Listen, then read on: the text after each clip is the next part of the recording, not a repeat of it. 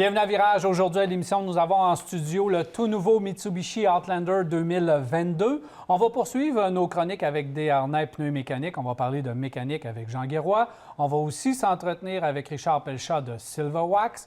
On va avoir plusieurs nouvelles de l'industrie et bien sûr, à la fin de l'émission, 670-9078, poste 230 ou encore virage.telmac.tv ou via notre Facebook pour nous poser vos questions. On va recevoir aussi en studio les gens de Groupe Saillant Autocrédit. Bien sûr, on va parler crédit avec eux. Marc, Jacques, comment ça va? Ça va bien, merci. Oui, super bien. Ben oui. Alors, plusieurs choses à discuter aujourd'hui à l'émission, mais il faut commencer avec ce Mitsubishi Outlander 2022. Mitsubishi amorce, si on peut dire, une nouvelle ère. C'est le lancement d'une nouvelle époque du côté de chez Mitsubishi. Et on arrive avec le premier gros véhicule d'impact sous l'ère de l'alliance, évidemment, avec Renault. Et c'est le Outlander, Marc. C'est le Outlander. On va tout de suite dire, cependant, parce que ce qu'on entend beaucoup, c'est de toute façon, ce n'est qu'un Nissan Rogue. C'est pas le cas. OK, on va régler ça tout de suite. Ouais. Là. Ce n'est pas qu'un Nissan Rogue. Oui, il y a des éléments partagés. Parle-moi du développement, justement.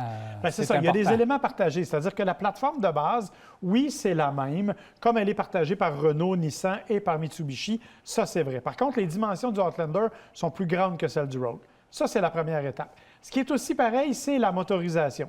Le moteur 2.5, 181 chevaux qu'on connaît déjà chez Nissan, qui est un moteur super fiable, bien, on l'a ramené là-dedans et ça va bien. C'est un nouveau moteur, là, mais on sait qu'au dans le Rogue, ça va bien. CVT, c'est la même CVT, donc ça va bien. Là, s'arrête pas mal la comparaison. Le reste est assez différent, tant en termes de comportement, Jacques pourra en parler, qu'en termes de look, évidemment. Clairement, on n'est pas du tout dans le même monde. On est dans un monde qui est beaucoup plus spacieux, beaucoup plus imposant. 3 rangées, oui, un peu convaincant, pas très convaincant pour la troisième, on s'entend, mais elle est quand même là, la troisième rangée. Donc, on a gardé ce qui faisait du Outlander, le Outlander, mais on lui a amené des éléments partagés avec Nissan qui lui permettent d'offrir une mécanique qui est intéressante. Bon, on va parler du style tout de suite. On va parler du design en avant. La première photo que moi j'ai vue, j'ai dit « Oh mon Dieu, on s'en va où avec ça? » Qu'est-ce que Mitsubishi vient de faire là? Quelle sorte de design que c'est? Parce que déjà sur le Rogue, on avait vu une petite tendance. Chez Mitsubishi, on va ailleurs. Puis là, on avait dit, voyons, le chrome, ces affaires-là. Attendez de le voir en vrai. Quand on le voit en vrai, c'est complètement autre chose. On a un devant qui va être très reconnaissable, mais ça s'en va dans la lignée de ce qu'on nous avait déjà présenté du côté de chez Mitsubishi. Donc, on est fidèle un peu à l'image. Jacques, qu'est-ce que tu en penses au niveau du design et du comportement routier? Moi, pareil, au début, je m'attendais que ça serait vraiment pas agréable à voir. Et finalement, avec la calante, qui est justement, avec tout le chrome qui est placé assez haut, ça fait changement avec les autres voitures aussi sur le marché. Et le véhicule a une dimension qui fait plus costaud, qui fait plus arrivé, je pense, qu'un Nissan Rogue. Alors, à ce niveau-là, je trouve qu'ils ont fait un superbe travail. Comme Marc a dit tout à l'heure, qu'au niveau de la mécanique, qui partagent la mécanique, la transmission CVT qu'ils ont en 2022, qui a été améliorée par rapport à ce qu'il y avait auparavant. Alors, dans ce véhicule-là, elle passe vraiment bien les vitesses. On n'a plus les espèces d'autoneige qu'il y avait, les révolutions qu'il y avait auparavant qui finissaient plus. Maintenant, à part que d'appuyer en fou sur l'accélérateur, tu peux accélérer et tu es capable de suivre l'accélération du véhicule facilement, la façon dont tu appuies sur la pédale à essence.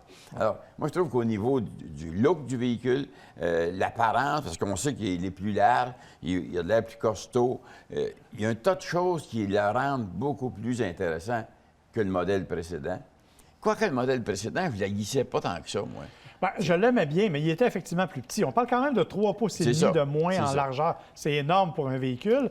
Puis le modèle précédent, écoute, il n'était pas haï. Ils en ont vendu 110 000 au Canada depuis son arrivée. Donc, c'était quand même populaire. Et qui était bon. Qui était bon. On va quand même préciser tout de suite, avant de continuer, Jacques, que ce n'est pas la version hybride branchable. Il faut rappeler que la version hybride branchable, elle est encore sur l'ancien modèle. Oui. Le nouveau hybride branchable va arriver seulement plus tard. Donc, juste rappeler que c'est juste le modèle à essence qui est disponible. Ouais. 2021, donc le modèle actuel, on va améliorer le hybride branchable de 5 à peu près, peut-être un petit peu plus, 5 km d'autonomie de plus, mais il va être sur l'ancien modèle. écoute, au niveau fiabilité, au niveau design et tout, ça fait le travail. Et c'est un véhicule extrêmement recommandé. Sur cette plateforme-là, il semble qu'il va falloir attendre en 2023, année modèle, pour voir arriver probablement un hybride branchable. Et je me demande, avec la mécanique de Nissan Rogue qui est montée à bord de ce véhicule-là, au niveau de l'économie, etc., qui a été améliorée par rapport à ce qu'ils avaient auparavant, qu'est-ce qu'on va faire avec un hybride branchable? On va être rendu pas mal dans les mêmes chiffres, là, finalement. Bien, c'est l'autonomie électrique. Ça prend beaucoup d'autonomie électrique pour aller chercher les gens. Un hybride branchable, maintenant, en bas de 50 km, le 2023, sur cette plateforme-là, va devoir aller chercher au-delà de 60, tout près des 60 km, parce que le RAV4 Prime, qui est la cible à atteindre, fait 67-68 km d'autonomie. Donc, on va devoir se rapprocher du RAV4 Prime pour aller chercher l'autonomie électrique. Autonomie essence, on sait que c'est sur l'électrique qu'il faut plancher. Est-ce que ça va être un véhicule qui va toujours être comparé au Rogue? Moi, je pense que non. C'est un véhicule qui a un comportement routier différent. On en discutait précédemment. La conduite est différente. Il y a aussi un autre élément dont il faut parler absolument quand on parle de Mitsubishi. C'est le système, le rouage intégral, le SAWC, excusez, je cherche toujours l'appellation. Tu l'as. Qui est un système intelligent avec plusieurs modes de conduite. Et ça a toujours été extrêmement performant chez Mitsubishi et ça l'est encore dans le cas du Outlander. Ça aussi, c'est une grande différence avec celui du Rogue, qui n'est pas mauvais, mais qui, à mon avis, n'atteint pas tout à fait le même niveau que celui de Mitsubishi. Donc, de ce point de vue-là, ça va. Quant au comportement routier, Jacques pourra en parler. Il y a les suspensions qui avaient l'air à te déranger, mais le reste, ça va assez bien. C'est toujours pareil. Avec les routes qu'on a ici au Québec, quand tu prends une route que le pavé est défoncé, craquelé, etc., lézardé beaucoup, on entend les cieux arrière, on l'entend davantage. Il me semble qu'il a tendance à sautiller plus.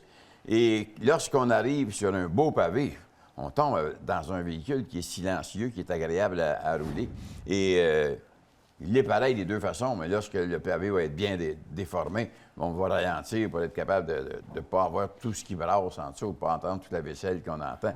Mais en dehors de ça, le véhicule est quand même bien assemblé. La qualité des matériaux, je ne peux pas te dire que la qualité des matériaux est ce que je m'attendais. Je m'attendais à plus que ça.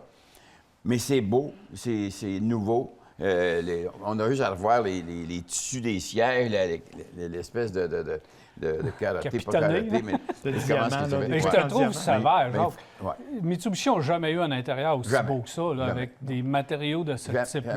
Et l'espace. Et le luxe. L'espace. Tu regardes pour l'espace pour les gens qui montent à bord en arrière. La troisième rangée de siège, là, je ne suis pas sûr qu'elle va être utilisée souvent, mais c'est vraiment intéressant comme véhicule. Comme et la garantie... c'est la rangée de la belle-mère, la troisième rangée. La garantie qui vient mettre évidemment un point d'exclamation à ce véhicule-là. Ouais. Juste un dernier mot aussi sur le système d'infodivertissement, parce que c'est très, très important pour beaucoup de gens maintenant. Mitsubishi a fait une belle job, écran tactile, facile, ergonomique. Même moi, je m'y suis retrouvé du premier coup. Je peux vous dire que c'est parce que c'est facile. Hey, super. Merci beaucoup, messieurs. Il y a eu 2 gros lancements, des dévoilements de véhicules électriques, mais de première importance. Puis on va en discuter un petit peu plus tard à l'émission. Il ne faut pas manquer ça. On se revoit tantôt, messieurs. OK, merci. Alors voilà, on s'arrête à virage et au retour, les gens de Groupe Saillant Autocrédit s'installent.